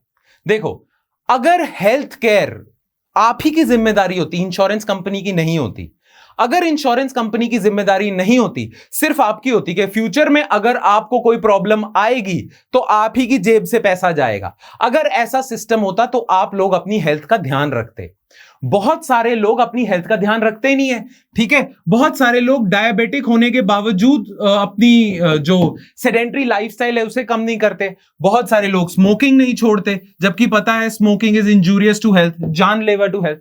और बहुत सारी पुअर बैड हैबिट्स को कंटिन्यू करके रखते हैं, ठीक है। अगर शायद उन्हें पता होता या उनके अंदर सिंक इन कर गया होता कि यार ये जो बुरी आदतें हैं इससे मुझ पे ही फाइनेंशियल लॉस होएगा, तो आप शायद अपने आप को कंट्रोल करके रखते, राइट। बट क्योंकि अब आपने इंश्योरेंस ले लिया है तो आपको पता है फाइनेंशियल बर्डन आप पे आने ही वाला नहीं है, राइट। तो आप बुरी आदतें कंटिन्यू करते हो, क्लियर। आप बुरी आदतें कंटिन्यू करते रहते हो और जब प्रॉब्लम आती है हेल्थ केयर इंश्योरेंस हो जाता है। तो इनफैक्ट लोगों को अपनी हेल्थ ठीक रखने के लिए, जिसे हम कहते हैं प्रिवेंटिव हेल्थ केयर, एक तो जब बीमार हो गए तब हेल्थ केयर है, एक प्रिवेंटिव है ना कि कभी डिजीज ना हो, उसके लिए आप चीजें कर रहे हो, अच्छा लाइफस्टाइल रख रहे हो, ये सारी चीजें लोग ये करते ही नहीं है क्योंकि उनके पास हेल्थ इंश्योरेंस है। तो इसे मॉरल हैजर्ड कहते हैं, एक्स एंटे मॉरल हैजर्ड कहते हैं कि because there is no incentive for you to follow a good lifestyle because the financial burden of that would be shared by all. अभी मैंने बात करी है ना, इंश्योरेंस में रिस्क शेयर होता है, तो रिस्क बाकी लोग शेयर करेंगे आपकी बुरी आदतों का भी, राइट। तो आप प्रिवेंटिव हेल्थ केयर करते नहीं हो, आप अपनी बुरी आदतें ठीक नहीं करते हो। प्रिवेंटिव हेल्थ केयर जब लोग ज्यादा नहीं फॉलो करेंगे हमारे देश में तो पूरे देश की हालत खराब होगी, और सारा देश ही अगर बीमार होगा तो इंश्योरेंस कंपनी पे ही बर्डन आएगा, तो इंश्योरेंस सिस्टम अच्छा नहीं जा पाता है। Does that make sense? ठीक है ना, क्योंकि कोई इंसेंटिव ही नहीं है प्रिवेंटिव हेल्थ केयर का, आप अपने अच्छा लाइफस्टाइल नहीं, अच्छी हैबिट्स नहीं फॉलो करते क्योंकि फाइनेंशियल बर्डन बाकियों पे आएगा जिन्होंने रिस्क आपके साथ शेयर करा है। एक्सपोस्ट मॉरल हैजर्ड, एक्सपोस्ट क्या है? जब हो गई बीमारी, होगी problem. Because the cost of an individual's excess usage of healthcare is spread over all the other purchasers of insurance, जिन सबने आपकी इंश्योरेंस कंपनी से इंश्योरेंस लिया हुआ है उन पे स्प्रेड हो गई है आपका financial burden. It causes the individual to not restrain his usage of care. आप हेल्थ इंश्योरेंस लोगे, इनफैक्ट आप तो हॉस्पिटल को कह दोगे कि बढ़िया सी सर्जरी करना, पैसे कोई बार नहीं है, ठीक है, बढ़िया सी सर्जरी छोड़ो, जो खर्चा होता है सब कर लो, खर्चे में कोई कटौती नहीं करनी क्योंकि मेरी जेब से कौन सा जाना है, राइट। तो कई बारी हॉस्पिटल्स जानबूझ के जो जरूरी भी नहीं होता खर्चा, जो जरूरी भी नहीं होती सर्विसेज, वो भी आपको दे देते हैं क्योंकि आप कहते हो मेरे पे क्या फर्क पड़ेगा, मुझे तो कोई फर्क नहीं पड़ता, मुझे मेरी सर्जरी होनी है तो मुझे जो रूम मिलना चाहिए वो 5 स्टार रूम मिलना चाहिए इस हॉस्पिटल में, मैं जनरल वार्ड में नहीं जाऊंगा, ठीक है। क्यों आप ऐसा कर रहे हो? और बहुत सारी ऐसी चीजें होती है, खर्चा बढ़ा देते हो, क्यों कहते हो आप? क्योंकि आपको पता है आपने पे नहीं करना, राइट। तो कोई रुकावट नहीं है। अगर आपकी खुद की जेब से जा रहा होता तो शायद आप जनरल वार्ड में भी रुकते या रूम शेयर करते, पर अब आप नहीं, मुझे प्राइवेट रूम चाहिए, राइट। Make sense? ऐसा हो सकता है, क्लियर। एक्सपोस्ट मॉरल हैजर्ड, इसीलिए जो इंश्योरेंस वाले हैं ना उन्हें पता है ये प्रॉब्लम्स हैं, ऐसा नहीं है ये हमें पता है, उन्हें भी पता है, इसीलिए वो इंश्योरेंस सिस्टम या इंश्योरेंस का जो पैकेज है आपका वो ऐसे डिजाइन करते हैं कि आपको कंप्लीट सर्विसेज नहीं देंगे। जैसे कि आपके इंश्योरेंस में ये होगा कि कल को आपकी सर्जरी होती है और आपको कोई रूम एलोकेट होगा तो ये इंश्योरेंस कंपनी सिंगल रूम का खर्चा नहीं उठाएगी, आपको जनरल वार्ड का ही खर्चा देगी, राइट। सारी चीजें कवर नहीं करेंगे, सारे हेल्थ पैकेजेस कवर नहीं करेंगे, ये वाली बीमारी नहीं हम कवर करेंगे, ये वाली बीमारी नहीं कवर करेंगे। इन्हें इनकंप्लीट इंश्योरेंस कॉन्ट्रैक्ट बनाने पड़ते हैं। कंप्लीट इंश्योरेंस कॉन्ट्रैक्ट नहीं बनाते, क्यों? क्योंकि उन्हें भी पता है इन चीजों का, right. Given the problems posed by ex ante and ex post moral hazards, insurers negotiate incomplete insurance contracts. कुछ सर्विसेज वो नहीं देंगे आपको, ठीक है, उन्हें पता है क्योंकि नुकसान होता है, उन्हें ही नुकसान होता है। और उन्हें क्या जिन लोग बर्डन तो उन लोगों पे आ रहा है ना, जो लोग प्रीमियम दे रहे हैं, आपका फाइनेंशियल बर्डन शेयर कर रहे हैं लोग, राइट। तो इसीलिए इनकंप्लीट कॉन्ट्रैक्ट्स देंगे, सारी सर्विसेज हेल्थ केयर सर्विसेज नहीं देते, clear. Insurance contracts to strike a balance between reducing risk and maintaining incentive for the individual, right? इसीलिए इनकम्प्लीट रखते हैं कॉन्ट्रैक्ट को, सारी सर्विसेज नहीं, पूरा कवरेज नहीं देते हैं इंश्योरेंस वाले, राइट। और क्लेम सेटल करने में भी दिक्कत करते हैं, क्लियर, इसीलिए करते हैं। और क्लेम सेटल अगर अच्छे से नहीं हो रहा तो आप ही को दिक्कत आ रही है, कहां विन विन सिचुएशन है, आप ही को दिक्कत आ रही है, राइट। इसीलिए वो क्लेम सेटल करने में भी देरी करते हैं, प्रॉपर डॉक्यूमेंटेशन करते हैं, ये सारी चीजें होती हैं, ऑलराइट। चलो अब हम आ जाते हैं हाइपरबोलिक टेंडेंसी, जो थर्ड कारण था ना। हाइपरबोलिक टेंडेंसी, इसका मतलब पता है क्या होता है? बड़े सिंपल सी चीज है, और ये सिर्फ हेल्थ केयर में नहीं लगता वर्ड, ये वर्ड हर चीज में लगता है। Hyperbolic tendency is a very inherent human tendency. अब वो क्या है, बड़ी सिंपल सा है ये। देखो, अगर आपको पता चल जाता है कि शॉर्ट टर्म में आपको 100 रुपए मिलेंगे किसी भी काम के, जैसे दो आपके सामने ना दो रास्ते हैं, लेट्स सपोज रास्ता नंबर 1 है जिसमें अगर आप ये रास्ता अपनाते हो तो आपको बड़ी जल्दी 100 रुपए मिल जाएंगे, और रास्ता नंबर 2 है। रास्ता नंबर 2 पता क्या है कि आपको कई साल वेट करना पड़ेगा पर आपको 500 रुपीज मिल जाएंगे। ठीक है, तो एक रास्ता है कि आपको थोड़ा टाइम वेट करना और आपको 100 रुपए मिल जाएंगे, और एक है कि आपको ज्यादा देर वेट करनी पड़ेगी पर पैसा भी ज्यादा मिलेगा। तो लोगों की जनरली टेंडेंसी होती है शॉर्ट टर्म फायदे को अपनाने की। फटाफट जो मिल रहा है ना, जल्दी मिल रहा है, उसको अपना लो। ठीक है, हर इंसान की टेंडेंसी होती है। लोगों में पेशेंस नहीं है कि ज्यादा देर वेट करेंगे ज्यादा फायदा होगा, ये ले लेते हैं, पेशेंस ही नहीं है। तो जो फटाफट क्विक मिल रहा है ना पैसा, वो लेके चलते बनो, कोई नहीं, कौन वेट करेगा इसकी। तो लोगों की जनरली टेंडेंसी होती है कि लॉन्ग टर्म वेट करने से अगर उन्हें गेन भी ज्यादा हो रहा है, वो उस रास्ते को नहीं अपनाएंगे, शॉर्ट टर्म गेन को अपना लेंगे। इसे हाइपरबोलिक टेंडेंसी भी कहते हैं, इसे हाइपरबोलिक डिस्काउंटिंग भी कहते हैं। ठीक है, आप अपना गेन डिस्काउंट कर रहे हो ना, कहां आपको 500 रुपए मिलने वाले थे पर आपने डिस्काउंट कर लिए, 100 रुपए में खुश हो क्योंकि जल्दी मिल रहे हैं। राइट, और ये चीजें तो हमारे कल्चर में भी है ना। एक बड़ा फेमस हिंदी का मुहावरा है, 9 नकद ना 13 उधार। 9 नकद ना 13 उधार मतलब 9 दैट इज 9 रुपीज, नकद दैट इज कैश, अभी ना 13 उधार, के 13 रुपए उधार लेने से अच्छा है आज ही कैश डाउन पेमेंट ले लो 9 रुपए की। लॉन्ग अगर आप उधार कर लोगे तो 13 रुपए मिल सकते हैं, पर आप आज ही 9 रुपए ले लो। ये एक बड़ा फेमस कहावत है हिंदी, 9 नकद ना 13 उधार। 13 रुपए का उधार करने से अच्छा है आज ही 9 रुपए नकद ले लो। राइट, खैर बड़ा वेग सी मतलब मुहावरा है, इन अ सेंस मुहावरा तो कंप्लीट है पर इस सिचुएशन से वेगली ही अटैच होता है, but you get the point. Right, hyperbolic tendencies are that you forgo long term gains in favor of short term small gains, though they are small but they are short term quick solutions, right? और ये health care में भी देखा जाता है। कैसे देखा जाता है?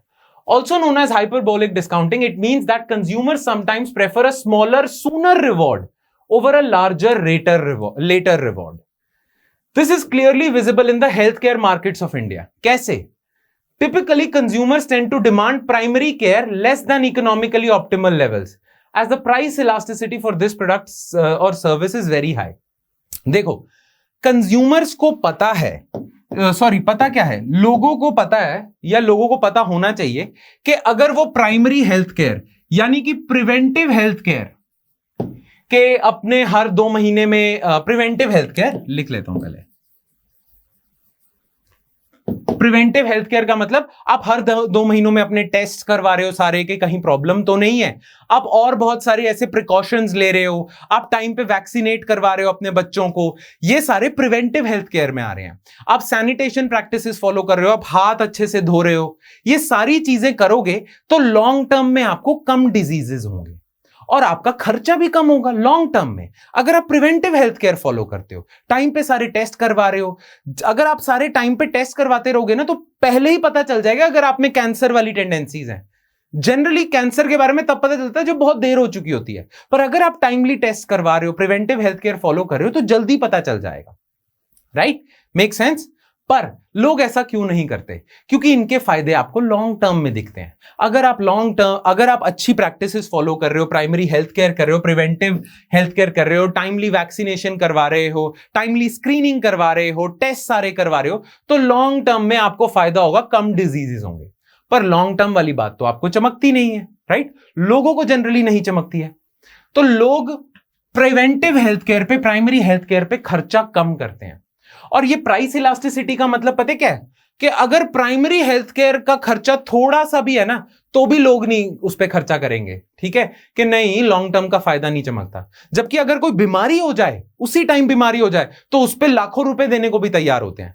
पर कोई अगर आपको कह देता कि आपको बस 10 साल में 50,000 रुपए खर्च करने, आपको कभी ये बीमारी नहीं होगी, तो वो चीज नहीं चमकती। Right, make sense? इसीलिए नहीं चमकती, because of hyperbolic discounting, and this is seen in health care बहुत ज्यादा। कैसे? 2 एग्जांपल्स दिए इस इकोनॉमिक सर्वे ने।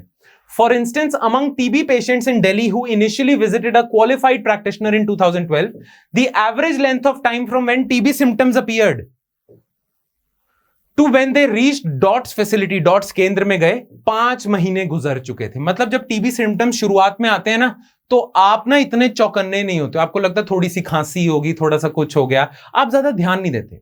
5 महीनों में सिम्टम्स बहुत ज्यादा एग्रेवेट हो जाते हैं, फिर आपके पास कोई चारा ही नहीं होता, फिर आप कितने भी पैसे खर्च करने को तैयार होते हो डॉक्टर के पास जाने में।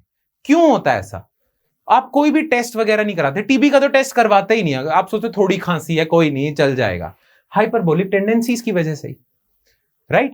फिर India has very low rate of screening for cancers among women. Screening मतलब टाइमली अगर टेस्ट करवाते जाओगे तो पता चल जाएगा, पर करवाते ही नहीं है, इसीलिए बहुत कम रेट ऑफ स्क्रीनिंग है कैंसर का, ब्रेस्ट कैंसर का। Clear? In fact, the privately optimal preference for primary care may be so low that individuals may have to even be paid to use adequate primary care. ये economic survey कह रहा है कि लोगों को encourage करने के लिए कि वो प्राइमरी हेल्थ केयर लें, प्रिवेंटिव हेल्थ केयर लें, शायद पैसा देना पड़ेगा उन्हें। वो तो क्या पैसा खर्च करेंगे प्राइमरी हेल्थ केयर पे, हमें पैसा देना पड़ेगा ताकि भाई साहब ले लो primary preventive health care. Their preference for primary और preventive health care is so low, again because of hyperbolic tendencies, right? Individuals also underestimate health risks and may therefore not purchase adequate health insurance.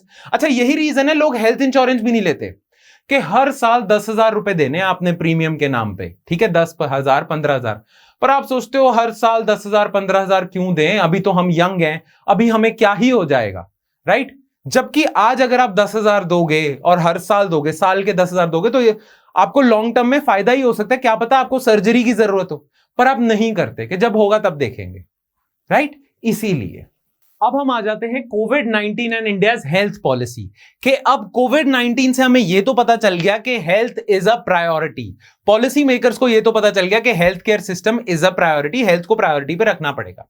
अब हम India की policy कैसे design करें, right? तो ये इस बारे में आज अब हम बात करेंगे आपसे, ठीक है? कोविड-19 एंड इंडियाज हेल्थ पॉलिसी।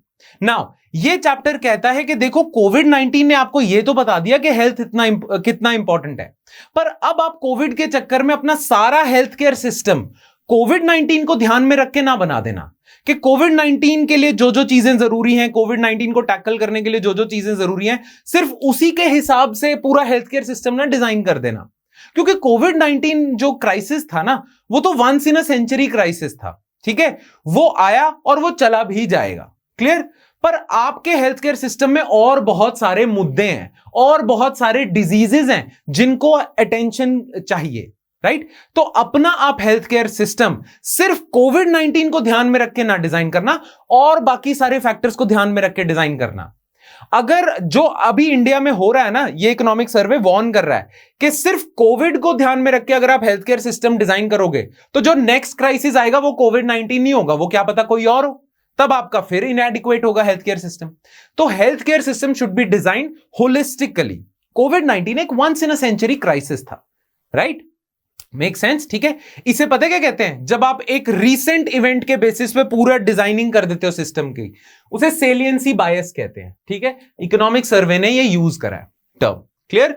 ये इकोनॉमिक सर्वे कहता है कि आपके कंट्री में ऑलरेडी बहुत और प्रॉब्लम्स चल रही हैं हेल्थ केयर को लेके, उनको भी ध्यान में रखना। जैसे 71% of global deaths and 65% of deaths in India are caused by non-communicable diseases. ज्यादातर डेथ्स आपके देश में non-communicable diseases से होती हैं। non-communicable diseases कैसे, कौन से हो गए? डायबिटीज, किडनी फेलियर, कैंसर, ठीक है, और बहुत सारे जो इन्फेक्शियस डिजीज नहीं है, ठीक है, उनकी वजह से हो रही है। तो हेल्थ केयर सिस्टम अपना डिजाइन करना ऐसे जिसमें नॉन कम्युनिकेबल डिजीजेस को भी सॉल्व किया जा सके, right? Further, preventing communicable diseases require better focus on sanitation. जो ये कम्युनिकेबल डिजीजेस होते हैं ना, जैसे डेंगू, मलेरिया वगैरह, इनके लिए एक बहुत अच्छा इलाज होता है कि आपकी प्रॉपर सैनिटेशन प्रैक्टिसेस हैं, हैंड वॉशिंग प्रैक्टिसेस हैं, स्वच्छ भारत अभियान वाली जो प्रैक्टिसेस है ना, वो काम करेंगी ज्यादा लॉन्ग टर्म में। तो कम्युनिकेबल डिजीजेस के लिए तो आपको स्वच्छ भारत अभियान जैसी चीजें करनी पड़ेंगी, ध्यान में रखना नॉन कम्युनिकेबल डिजीजेस को, क्लियर? ये एक चार्ट भी बनाया हुआ है कि पहले कभी जमाना होता था इंडिया में ज्यादातर डेथ्स कम्युनिकेबल से होती थी, आज नॉन कम्युनिकेबल से होती हैं, ठीक है? यही सारे पिक्चर्स दी हुई हैं।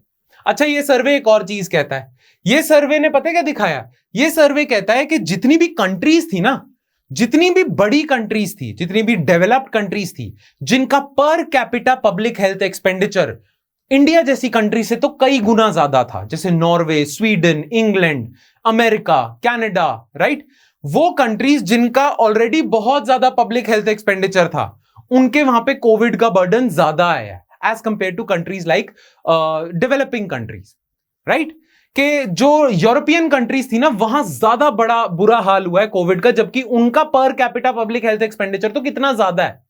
तो सिर्फ हेल्थ एक्सपेंडिचर नहीं चाहिए, सिर्फ हेल्थ इंफ्रास्ट्रक्चर मुद्दा सॉल्व नहीं करेगा, और बहुत सारी चीजें मुद्दा सॉल्व करेंगी, तो और बहुत सारी चीजों पे भी ध्यान देना पड़ेगा आपको, right. Also the survey found positive correlation between total number of cases and deaths with respect to per capita health expenditure of different countries. जिन कंट्रीज जो ज्यादा समृद्ध कंट्रीज थी, वहां पे ज्यादा डेथ्स और केसेस रिपोर्ट किए गए हैं, राइट। ये तो हम पहले भी कर चुके हैं फर्स्ट चैप्टर में कि मोर्टेलिटी रेट वाइज देखा जाए, केस मोर्टेलिटी रेट वाइज देखा जाए तो इंडिया काफी पीछे है, जबकि इंडिया का पब्लिक हेल्थ एक्सपेंडिचर कितना कम है, पर कैपिटा तो और भी ज्यादा कम है। So better health infrastructure is no guarantee against devastating pandemic like कोविड-19। Clear? As the next health crisis could possibly be drastically different from COVID-19, the focus must be on building the healthcare system generally. In general अच्छा बनाओ, सिर्फ Covid पे focus करके ना बनाओ, rather than a specific focus on communicable diseases. Alright? ठीक है, तो डिजाइनिंग ऐसी होनी चाहिए। Now, current situation in India. India में हेल्थ केयर की करंटली क्या सिचुएशन है। नाउ ये वाला जो टॉपिक है, ये हम आज की वीडियो में डिस्कस नहीं करेंगे, क्योंकि इसमें फैक्ट्स ही हैं कि इंडिया में टोटल मोर्टेलिटी रेट इतना है, इंडिया का ग्लोबल बर्डन ऑफ डिजीजेस में रैंक कितना है, ये सारे फैक्ट्स ही हैं, ठीक है। इंडिया की हेल्थ केयर सिस्टम की हालत इतनी खराब है कि इंडिया इज कंपेरेबल टू सब सहारन अफ्रीका, ब्रिक्स में हमारा सब बहुत कम रैंक है, सार्क में कुछ कंट्रीज हमसे ऊपर है, नेपाल वगैरह ऊपर हो जाती हैं कई केसेस में। ये सारे ना इंडिया की हेल्थ केयर को लेके फैक्ट्स हैं जो आपको पता होने चाहिए, नो डाउट पता होने चाहिए, पर ये रटने वाले ज्यादा फैक्ट्स हैं, तो इन्हें आप खुद रीड कर लेना नोट्स में से, right. Current situation in India, ठीक है, ये सारी चीजें होंगी कि पुअर हेल्थ आउटकम्स हैं, फिर यूटिलाइजेशन कम है, फिर बजट एलोकेशन कम है, कितना बजट एलोकेशन है, ये सारी चीजें आपने खुद पढ़नी है नोट्स में से, ऑलराइट। फिर human resources, doctors, nurses, health care staff कितना कम है पर 100 पीपल, या पॉपुलेशन के मुकाबले कितने कम डॉक्टर्स हैं हमारे पास, ये सारे फैक्ट्स आपने पढ़ने हैं, ठीक है। अच्छा, एक और चीज हमारे हेल्थ केयर सिस्टम के बारे में आपको पता होनी चाहिए, प्राइवेट सेक्टर हमारे हेल्थ केयर सिस्टम को ज्यादा डोमिनेट करता है, प्राइवेट हेल्थ केयर ज्यादा डोमिनेंट है, ये पहली लाइन पढ़ना। अराउंड 74% ऑफ ओपीडी या out patient care and 65% of hospitalisation care is provided by private sector in urban India. Urban India में ज्यादातर health care services private sector provide करता है ना। ये इकोनॉमिक सर्वे का चैप्टर पता है क्या आर्ग्यू कर रहा है? ये आर्ग्यू कर रहा है कि quality of service provided by private health care और quality of service provided by government health care में ज्यादा फर्क नहीं है। कई बार तो ऐसा होता है गवर्नमेंट ज्यादा बेटर सर्विस प्रोवाइड करती है, government hospitals as compared to private hospitals, तो कोई सर्विस में इतना फर्क नहीं है। फिर भी जो प्राइस चार्ज करते हैं प्राइवेट हेल्थ केयर वाले वो इतने ज्यादा हैं और गवर्नमेंट कुछ भी नहीं चार्ज करती, तो यहां मार्केट फेलियर है। यहां हेल्थ केयर को आपने कंप्लीटली मार्केट के हाथों में सौंप दिया और देखो क्या नतीजा निकला। India is dominated by private healthcare, yet private healthcare do not provide good quality healthcare services, yet they charge very exorbitant prices. Right? ये एक फेलियर ही तो है, इसीलिए मार्केट के हाथ में कंप्लीटली नहीं छोड़ना चाहिए। अगर ये आलम है तो मार्केट के हाथ में कंप्लीटली नहीं छोड़ना चाहिए, आपको एक कुछ रेगुलेशंस लेके आनी पड़ेंगी जिससे आपको प्राइवेट सेक्टर को रेगुलेट करना पड़ेगा, एक प्रॉपर रेगुलेटर चाहिए होगा आपको, ठीक है। और अभी थोड़ी देर पहले हमने देखा है कि आपके हेल्थ केयर सिस्टम के डिजाइन में क्या क्या प्रॉब्लम्स हैं। आपने ये देखा है कि इंफॉर्मेशन एसिमेट्री कितनी ज्यादा है, राइट। इंफॉर्मेशन एसिमेट्री कितनी ज्यादा है और प्राइवेट वालों में तो बहुत ज्यादा है। गवर्नमेंट फिर भी आपको बता देगी, गवर्नमेंट डॉक्टर, प्राइवेट वाले फिर भी आपसे कई इंफॉर्मेशन छुपा के रखेंगे। इंफॉर्मेशन एसिमेट्री इतनी ज्यादा है, क्वालिटी का कुछ आपको पता नहीं है, प्राइवेट हेल्थ केयर अच्छी क्वालिटी नहीं दे रहा फिर भी प्राइसेस इतने चार्ज कर रहा है। तो इसका सोल्यूशन क्या है? ठीक है, सोल्यूशन कहते हैं मतलब 2-3 सॉल्यूशंस हैं। एक सॉल्यूशन कहते हैं कि हेल्थ केयर सेक्टर को ना फाइनेंशियल सेक्टर से थोड़ा बहुत सीखना चाहिए। अब फाइनेंशियल सेक्टर में कौन है? देखो, फाइनेंशियल सेक्टर की बात करते हैं बड़े ब्रीफ में, फिर देखते हैं हेल्थ केयर सेक्टर को कैसे सीखना है फाइनेंशियल सेक्टर से। देखो, फाइनेंशियल सेक्टर में एक तो होते हैं आपके बैंक्स और होते हैं उसके कस्टमर्स, ठीक है। अब बैंक्स जनरली लोन देते होते हैं कस्टमर्स को। वो कस्टमर्स में इंडिविजुअल्स भी हो सकते हैं, कंपनीज भी हो सकती हैं। ना जनरली बैंक्स के पास ना इंफॉर्मेशन एसिमेट्री होती है। बैंक्स को पता नहीं होता कौन सा कस्टमर कितना रिलायबल है। एक कस्टमर ऐसा हो सकता है जिसकी हिस्ट्री नहीं है लोन वापस करने की, बैंक्स उसे भी कम इंटरेस्ट रेट पे लोन दे दें, राइट। तो ये इंफॉर्मेशन एसिमेट्री है।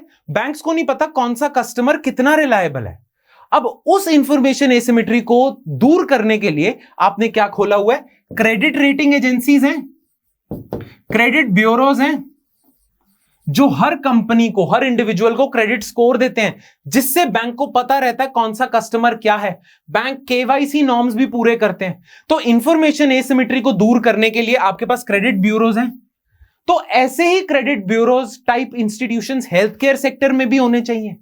जैसे एक एग्जांपल बता देता हूं, ब्रिटेन में क्या फॉलो होता है? ब्रिटेन में ना नेशनल हेल्थ सिस्टम है, ठीक है, एनएचएस ना। वो पता है क्या करता है? वो ना कहता है, उसने ना हर मेडिकल प्रोसीजर्स के ना स्टेप्स लिखे हुए हैं।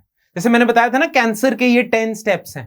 तो हर मेडिकल प्रोसीजर के कुछ क्वालिटी चेक्स हैं, वो अगर मीट होते हैं तो ही वो उतना प्राइस चार्ज कर सकते हैं।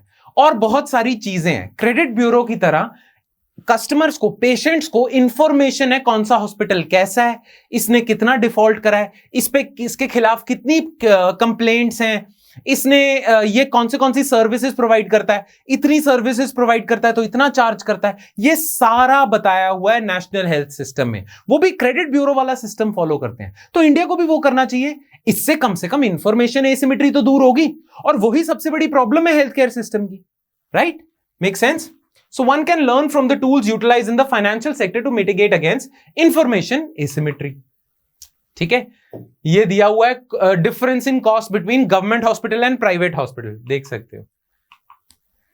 Like credit rating agencies mitigate against information asymmetry faced by investors, healthcare policymakers should consider creating agencies that assess the quality of healthcare provided by healthcare providers. Hospital कैसी quality provide कर रहे हैं उसके लिए independent agencies होनी चाहिए, जैसे credit rating agencies होती हैं। The quality and outcome framework introduced by NHS, ये ब्रिटेन का है, नेशनल हेल्थ सर्विस, ठीक है। Quality and outcome framework in the United Kingdom 2004 as well as other quality assessment practices introduced by NHS provide a good example. तो हमें England से सीखना चाहिए कुछ। The quality and outcome framework of NHS includes, ये quality and outcome framework में क्या क्या होगा जिससे इंफॉर्मेशन एसिमेट्री दूर होगी? इसमें नेशनल स्टैंडर्ड्स होंगे फॉर मेजर डिजीजेस, कि अगर आपको ये डिजीज है तो क्या क्या प्रोसीजर फॉलो करने चाहिए, ये स्टैंडर्ड दिया हुआ है, स्टैंडर्ड्स दिए हुए हैं, ये प्रोसीजर तो मैंडेटरी है फॉलो करने हॉस्पिटल के लिए। Then annual appraisal of doctors, हर डॉक्टर को जज किया जाएगा, एनुअली देखा जाएगा उनकी परफॉर्मेंस को।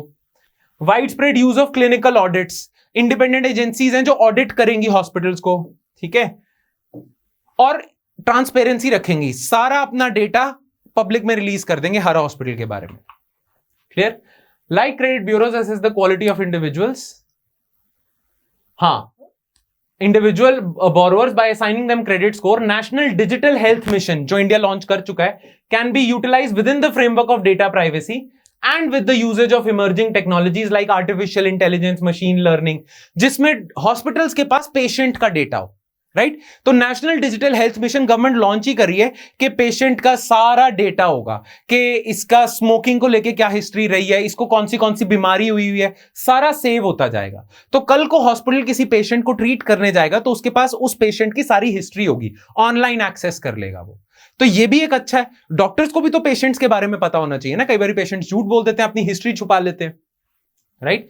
ये वाला जो पॉइंट है ना नेशनल डिजिटल हेल्थ मिशन वाला, ये इकोनॉमिक सर्वे 2018-19 ने भी मेंशन करा था।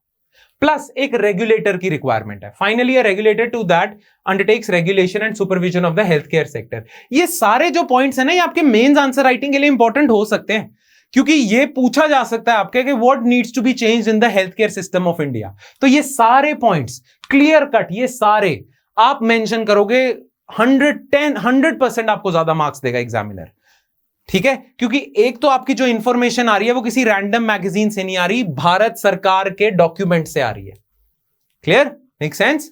ठीक है, चलो। अच्छा, ये कुछ इंटरनेशनल एग्जाम्पल भी दिए हुए हैं जिनसे हम बहुत कुछ सीख सकते हैं, जैसे ऑस्ट्रेलिया ने क्या क्या किया था, हमें उनसे सीखना चाहिए, इंग्लैंड ने क्या क्या किया था, प्लस इकोनॉमिक सर्वे में और बहुत सारी कंट्रीज मेंशन है, नॉर्वे, स्वीडन वगैरह भी मेंशन है, वो मैंने नोट्स में मेंशन नहीं की बिकॉज इतना ज्यादा जानने की आपको जरूरत नहीं है। क्लियर? चलो, अब हम आ जाते हैं अपने लास्ट टॉपिक पे, which is telemedicine. Now telemedicine क्या होता है? कोविड-19 ने हम सबको टेलीमेडिसिन से अवेयर करवा दिया। आप ऑनलाइन डॉक्टर से कंसल्ट कर रहे थे, वीडियो कॉन्फ्रेंस से कंसल्ट कर रहे थे, ये सारी चीजें ऑनलाइन हो रही थी, डॉक्टर पेशेंट रिलेशन ऑनलाइन चल रहा था, यही टेलीमेडिसिन है। तो ये इकोनॉमिक सर्वे कहता है कि टेलीमेडिसिन को हमें और ज्यादा प्रमोट करना चाहिए, बिकॉज बहुत सारे ऐसे लोग हैं जो रिमोट लोकेशंस में रहते हैं, जो हॉस्पिटल से दूर रहते हैं, उन लोगों को हेल्थ केयर एक्सेस टेलीमेडिसिन के थ्रू अच्छे से मिल सकता है, तो इसीलिए we should promote telemedicine. Alright, बस यही है। कोविड-19 pandemic induced lockdown had given a much required push to telemedicine in India, है ना? कोविड-19 के दौरान तो और कोई चारा ही नहीं था टेलीमेडिसिन के अलावा, तो पुश मिल गया। Preempting the increase in tele consultation, the government issued telemedicine practice guidelines. हां, टेलीमेडिसिन में भी डॉक्टर्स को, हॉस्पिटल्स को क्या क्या गाइडलाइंस फॉलो करनी चाहिए वो इंपॉर्टेंट था और गवर्नमेंट ने वो इशू कर दी। नहीं तो मैल प्रैक्टिसेस हो सकती थी, डॉक्टर्स लोगों को बेवकूफ बना सकते थे, वो सारा हो सकता था, पर गवर्नमेंट ने गाइडलाइंस इशू कर दी जिन्हें डॉक्टर्स को फॉलो करना पड़ा। राइट? ई संजीवनी पोर्टल भी आपने खोल दिया गवर्नमेंट ने। ई संजीवनी OPD has recorded almost 1 million consultations since its launch. April 2020 में लॉन्च कर दिया था ई संजीवनी पोर्टल।